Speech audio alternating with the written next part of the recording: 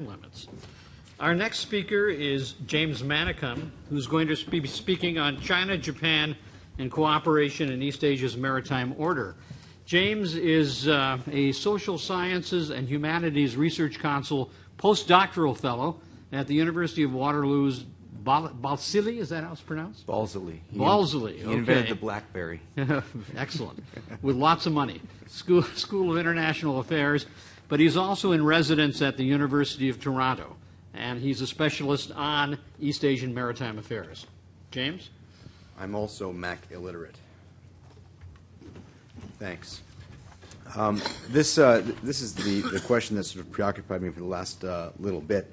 The reason I talk about cooperation in China and Japan's maritime order, East Asia's maritime order, is largely because of Mark's work of sort of 7 and 10 years ago, when we used to talk about cooperation between China and Japan in the maritime realm. There was a time when we talked about regime building efforts, and Mark wrote a very compelling article in 2003 about fisheries and marine notification as signs of perhaps efforts to build regimes to deal with overlapping boundary issues in East Asia. That's probably fallen by the wayside, but nevertheless, it bears, we may as well consider where did this cooperation go and how can we get it back? Nascent though it was still better than what we've got now. As you know, just a couple of weeks ago, about a month ago now, China and Japan were back to their old tricks in the East China Sea and waters in the Pacific, having their ships run very close to each other. So the starting point for this is really to explain sort of this ebb and flow of maritime relations. I guess one of the central patterns I've observed in doing this is that the way this is sort of run is that crises are typically, or the issues are typically triggered by China's emergence as a maritime power doing something that it didn't used to do, whether that's catching more fish in Japanese waters, having marine survey vessels, PLA Navy vessels operating in Japanese waters, or indeed beginning to exploit resources in waters that Japan doesn't claim, but nevertheless is concerned that the resources could be stolen from the Japanese side of the water. So it's a trigger that comes from China, and then I would argue that the cooperative outcome is typically determined by the Japanese response. Now, the cooperative agreement so far, and I'm talking about the Fisheries Agreement in 1997, the Notification Agreement in 2001, and the June Consensus in 2008, very nascent though it was, and is not yet implemented, they were still achieved, and the problem has actually been on implementation of these agreements. And typically what we found, I guess what I would argue, is the agreements have fallen apart for a couple of reasons. Mostly, or in some cases, been a lack of political will or an erosion of the political will at the center to implement the agreement. Certainly the resource consensus was viewed to be a big step because, of course, China agreed to this JDZ that straddled the median line, and in the Japanese calculation, and they're probably right, does present a threat, or at least is a challenge to their overall, the basis of their claim in these China Seas. So that is significant. But nevertheless, I think that the political will at the center has eroded to implement those kinds of agreements. But there's also been, from the grassroots level, at least my understanding is, in the Japanese media seems to blame online Chinese nationalist sentiment for Beijing's reluctance to implement the agreement. I don't know to what extent, how much Beijing pays attention to online national sentiment. I think Susan Shirk has argued that it does sometimes when it is Japan. I'm not sure if that is in fact the case. And there's also a variety of bureaucratic explanations as well, particularly relating to the PLA Navy. So the first cooperative agreement, this was reached in 1997. This is the provisional measure zone of the East China of the Fisheries Agreement, and what you've got here is a zone at which China and Japan agree to cooperate over the fisheries jurisdiction in the East China Sea, what you can catch, how much of it you can catch, and what time of year you can go catch fish. It also, as one international lawyer points out, illustrates 52 nautical miles from the baselines on either side that they actually recognize as uncontested waters, which could be interesting down the road if we decide, in fact, that to extend fisheries, the shared jurisdiction over fisheries to other areas like marine research. The second agreement that they reached was in 2001, notification, right? And these are the terms here. I'm not going to go through them. The main weakness of the agreement, of course, was the vague wording. It was a note verbal between the two countries, and China pledged not to undertake research or to notify Japan of research waters near Japan in which Japan takes interest, which is, of course, very vague and just easily exploitable. And this is, in fact, what happened. China observed the agreement for about 6 months, and then a marine survey vessel started to pop up again in Japanese claimed waters. China said that it would stop the military survey activities, and it did so for the better part of a year from the time they started negotiating until 6 months after the agreement was reached in February 2001. This is probably the most clear-cut case of bureaucratic reluctance to actually implement this agreement. I don't think the PLA Navy wants to abide by this agreement. I'd be interested to hear your thoughts on that. But also a variety of organizations within China that conduct these kinds of research activities also either may not understand the terms of the agreement, may be told by Beijing that this is the waters China claims, you can go operate in that water.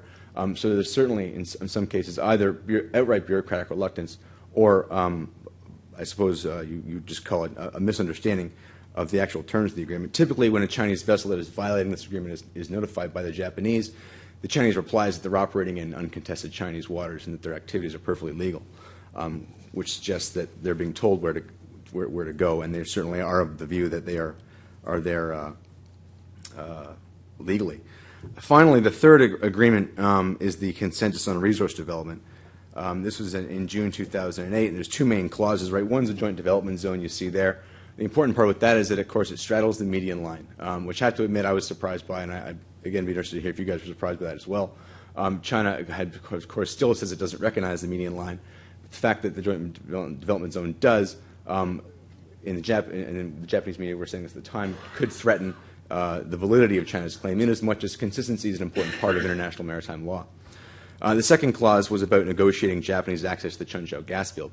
Now, if you've been following this, you know that they've been sort of wrangling recently that the agreement sort of fell by the wayside after it was concluded in June 2008, and more recently, Foreign Minister Okada went out to, in I think December was in China and started to agitate a little bit about this. You know, we should implement this, we should get going on this, and the Chinese response was basically to sort of say, well, we didn't really agree on cooperative development, we agreed on joint development, and vice versa. And they say they disagree as to the actual interpretation of the agreement. That's probably just politics. I mean, I think neither side really, the Chinese in particular, didn't want to implement this agreement. The hypothesis, as I understand it from Japan and the Japanese people I've spoken to, is that Beijing is hostage to nationalist sentiment. I'm not sure how much that's the case. Certainly the PLA Navy doesn't really have an incentive, would pressure, I think, against implementing an agreement in as much as it could sacrifice parts of certain interpretations of where China is allowed to operate. So I think that's an example of just the lack of political will from the center, possibly an example of that sort of domestic grassroots resistance, if you like. Now, you know, in the past we used to say that confidence-building measures can be an important way to sort of build security, or at least confidence and transparency between two countries in these kinds of conditions. And if not the actual confidence measure itself, like a joint development agreement, at least the process of going through the negotiations is a way to build confidence and transparency. And so what I'll do at the end here is propose perhaps a couple of ways we can get back to the table on some of these issues.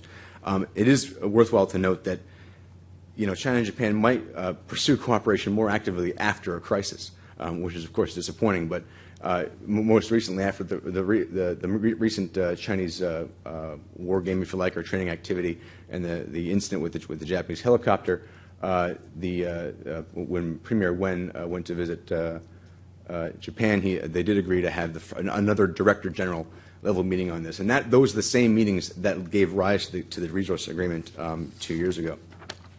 Thanks, Cheryl. So, not to bore you with the findings of the larger research project, I want to talk briefly on the last two.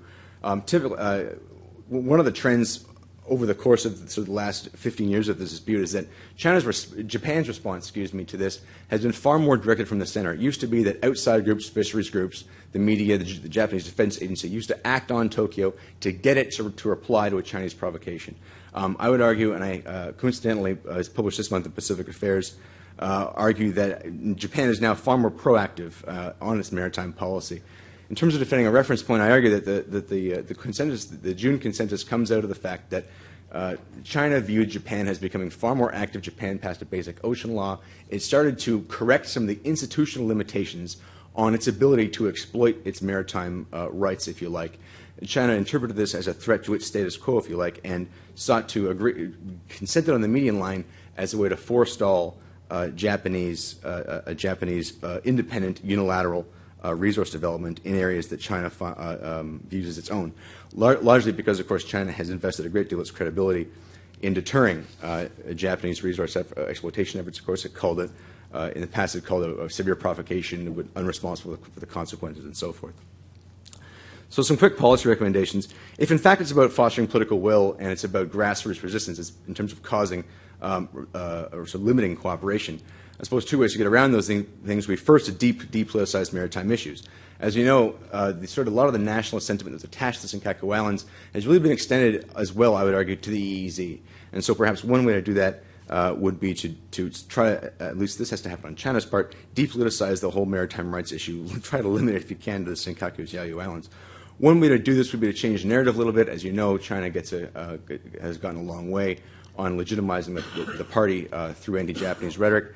One way to change that would be to create a new narrative about China as a responsible power, subsidize the development of the Joint Development Zone, and get us an important symbolic advance in the Joint Development Zone, perhaps not in the Chinese side of the median line if that's what it takes, but to take that important first step, which perhaps could marginalize hardliners or those that are opposed to maritime cooperation. In order to foster political will at the center, there's a couple of things you can do. First of all, there are Lyle Goldstein's released a very good report on what he calls the heels of the five dragons of China's maritime policing. There are 5 agencies that basically do the job of the Japan Coast Guard. During the negotiations of the June consensus, the State Oceanic Administration and the Japan Coast Guard did negotiate a hotline agreement. That's 1 out of 5. One way to do this would be to increase transparency between these organizations and Chinese maritime enforcement agencies. This is less, obviously the ideal would be an MSDF PLA Navy agreement. That's unlikely. The PLA Navy is going to resist that. This would be a next best thing. Finally, another recommendation, if you like, would be to get back to and maintain bureaucratic interaction over maritime issues. During the negotiations towards the 2008 agreement, there was a great deal of bureaucratic interaction at a variety of levels between China and Japan, and that completely ended after the agreement was concluded. They said they're going to have a Director General meeting. As far as I know, they haven't set a date yet. But getting back to that regular consultation on maritime issues, that has preceded all 3 of these agreements. And getting back to that would be a good way to increase transparency, build trust as much as you can between China and Japan. And I'll leave it there and await your questions. Thanks, Sean.